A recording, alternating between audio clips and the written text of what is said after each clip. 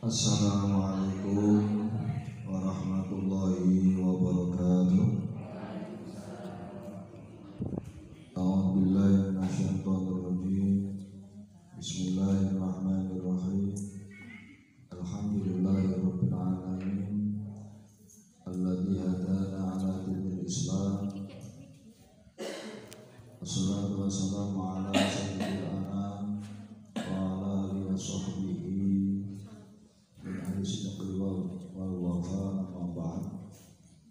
Yang kami hormati Bapak Kepala Madrasah Negeri 2 Kendal beserta para Bapak Wakil Kepala, yang kami hormati Bapak Ibu guru dan pegawai yang berbahagia. Alhamdulillah, pada siang hari ini kita sudah masuk pada hari yang ke-16. Insyaallah mulai besok kita masuk pada hari yang ke-17, dari yang diawali hari Ahad ya. Kalau yang hari Sabtu berarti hari ini sudah hari ke-17. Hari yang ke-17 pada Ramadan merupakan momen yang sangat penting yang tidak kita lupakan, yaitu peristiwa nuzulul Quran. Itu patut kita peringati sebagai sejarah yang kita tidak lupa akan sejarah turunnya Al-Quran. Dan insyaallah di madrasah kita akan diadakan acara nuzulul Quran, yaitu tanggal 25 April, nuzulul Quran.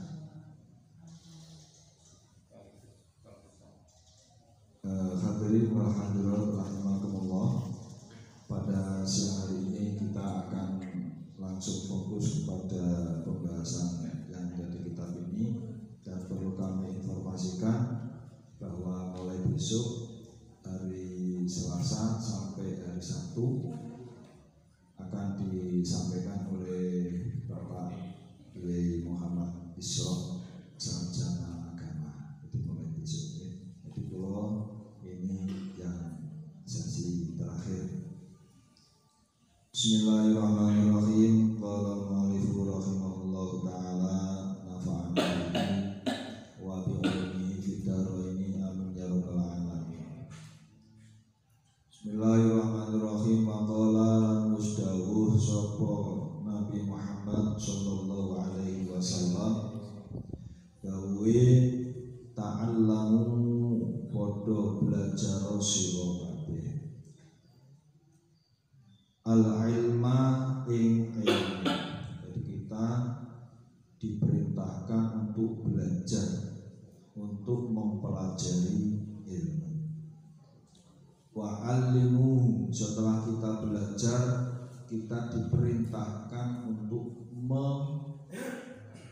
mengajarkan. Wa alimuhu lan mulangno sira kabeh ing ilmu, mulangke annasa ing manungsa. Ini ada dua indikator penting yang saling terkait. Yang pertama, kewajiban kita untuk cari ilmu. Setelah kita mencari ilmu, maka kewajiban yang kedua yang menanti yaitu menyampaikan apa yang telah kita dapat. Ini artinya bahwa konsep dalam Islam itu adalah bermanfaat untuk orang lain. Kalau kita sebagai guru, maka manfaat yang paling dominan adalah mengajarkan ilmu kepada orang lain. Dan ini merupakan tugas yang sangat mulia. Berikutnya waqala sallallahu alaihi wasallam, waqala musdawu sapa kanjeng Nabi Muhammad sallallahu alaihi wasallam, idza ra'aitum riyadhal jannati farta'au. Idza ra'aitum, ing dalam nalikane ningali sapa sira kabeh ningali riyadhal jannati ing pira-pira taman surga.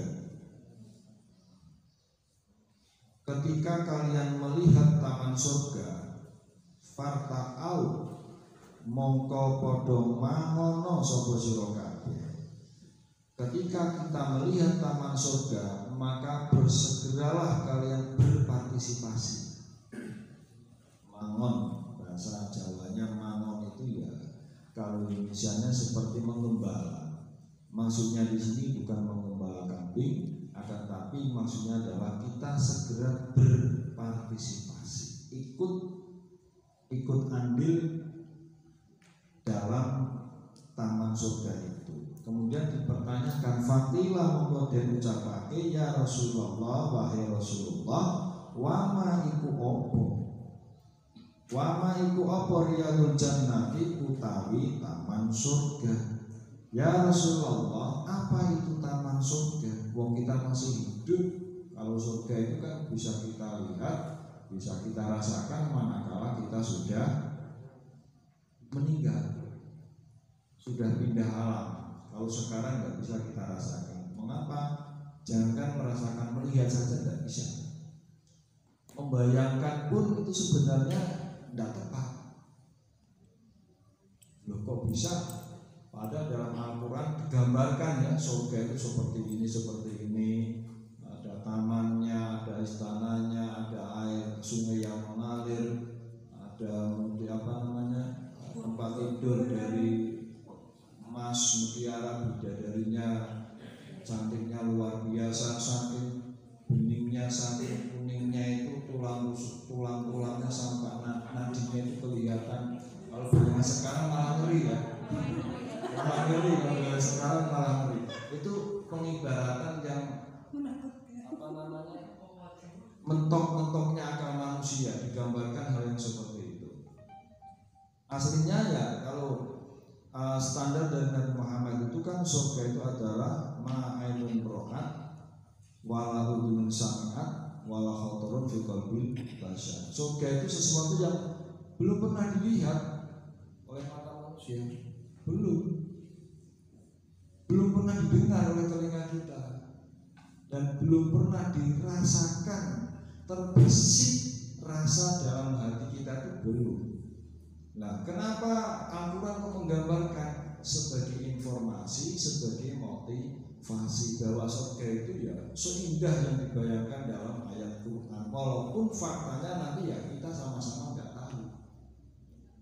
Karena kalau dibocorkan tahu, yo tidak menarik lagi surganya. Jadi di atas itu, di atas bayangan itu surga. Nah, di sini dipertanyakan ketika kalian melihat taman surga, padahal masih hidup kok diperlihatkan taman surga. Sahabat bertanya, nah taman surga itu apa ya Rasul? Qala jawab sapa Nabi, taman surga yaitu halaqut dzikri. Iku halaqut dzikri kalangane dzikir ilmu. Jadi taman surga itu adalah suatu majelis, suatu perkumpulan, suatu kelompok.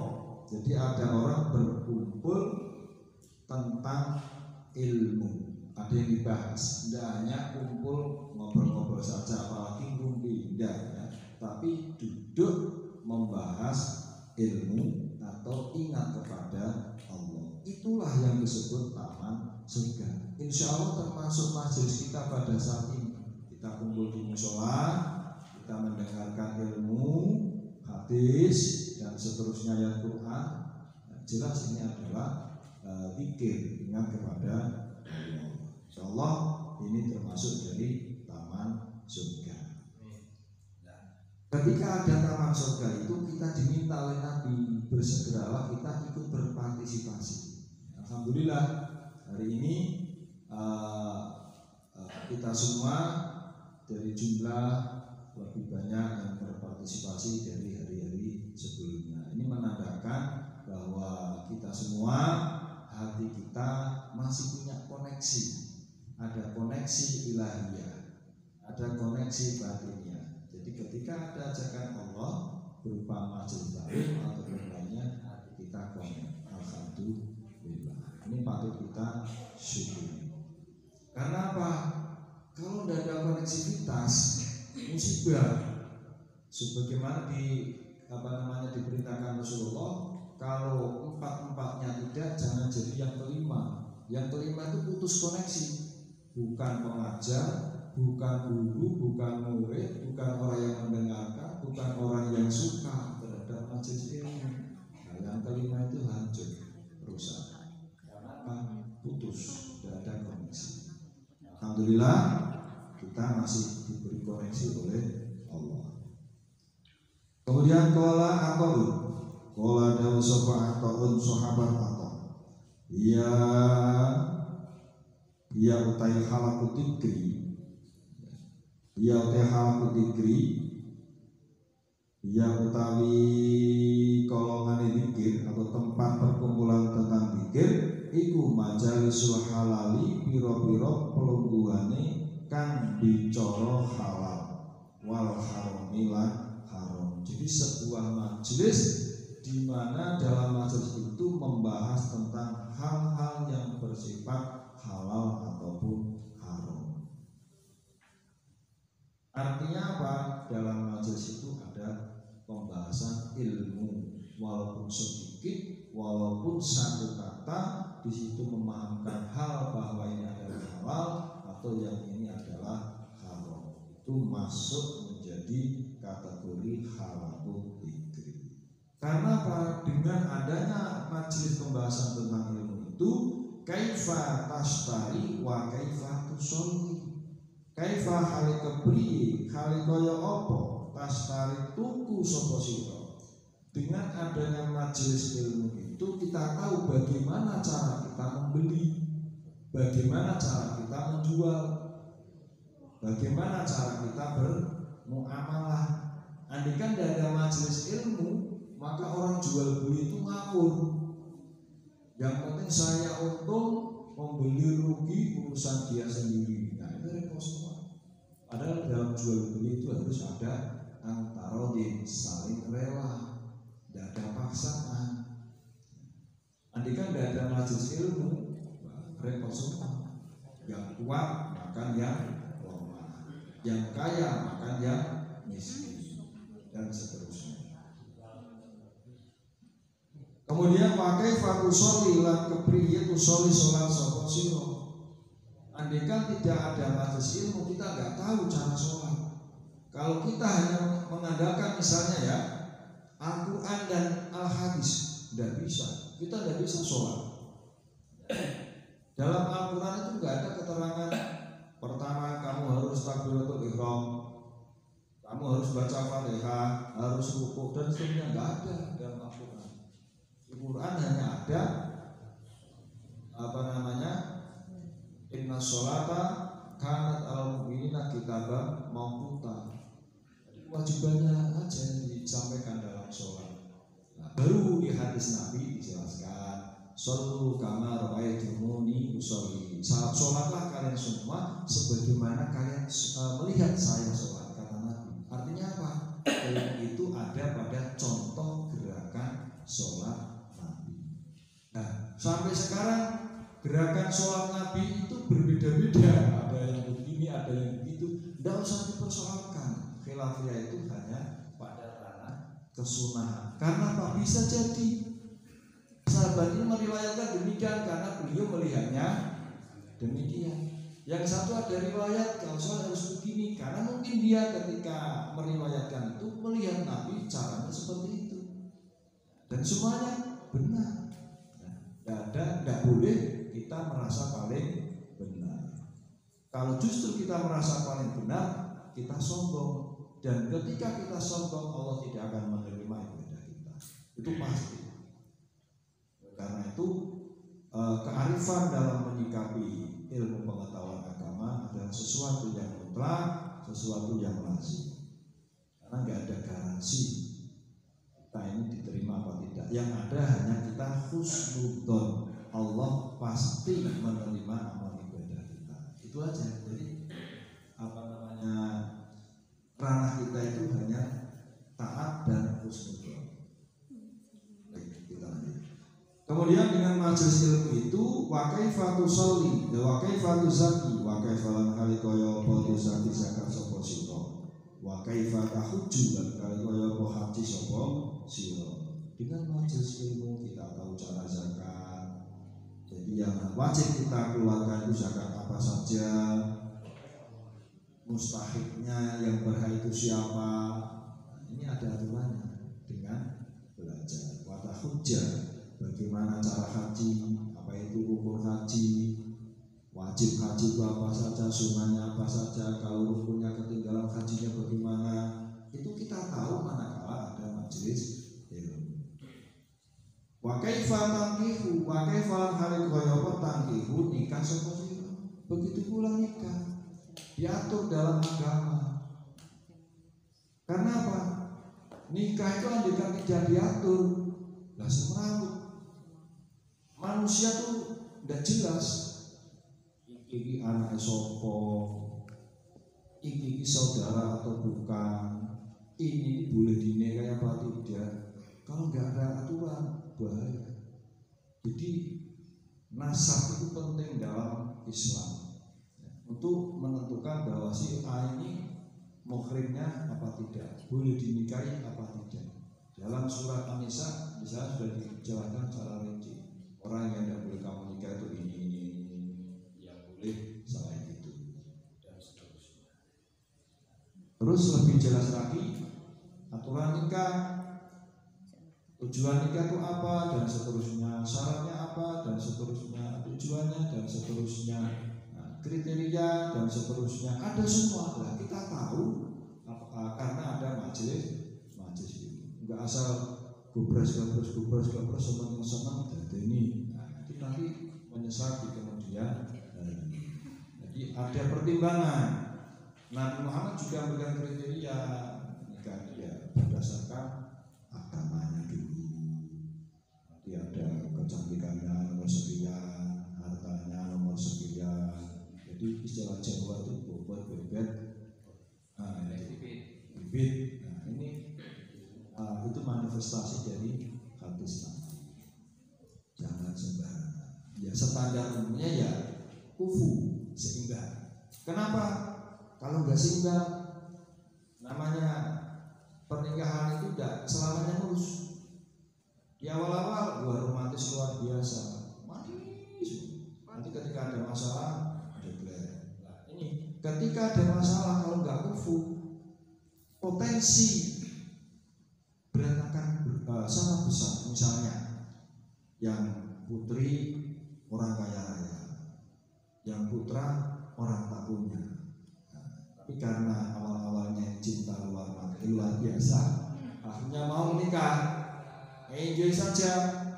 Ketika di tengah perjalanan ada masalah, nah yang laki-laki dihina-hina, mas sampai lagi memodal apa toh.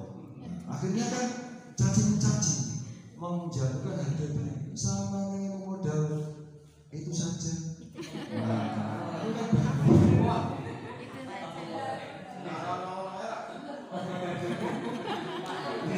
artinya ini keseimbangan itu penting ya.